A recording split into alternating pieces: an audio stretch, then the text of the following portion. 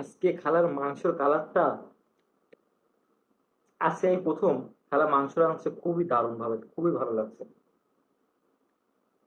ভাতটা একটু নষ্ট নষ্ট হয়ে আসছে তো, তো আগে পেঁপে ভাজিটা খেয়ে আমি দেখি পেঁপে ভাজিটা।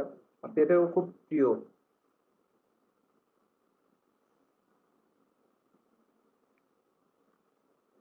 পেঁপে ভাজিটা খুব ভালো লাগছে, আসলে নিজে বাজার করলে সবকিছু ভালো লাগে।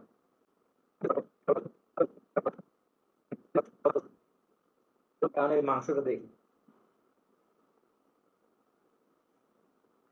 এই মাংসের কালারটা আজকে খারাপ করছে, কি অস্থির করছে, অস্থির ভালো। একটা মুরগি কিনছি, মুরগি কিনলাম, এটা 18 পিস করছে।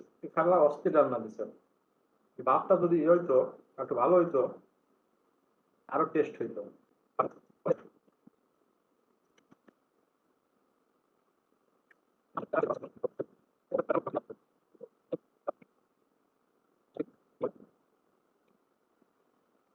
তো গ্যাস ভাত আর খাওয়া যাবে না, এই পর্যন্ত খাওয়া শেষ।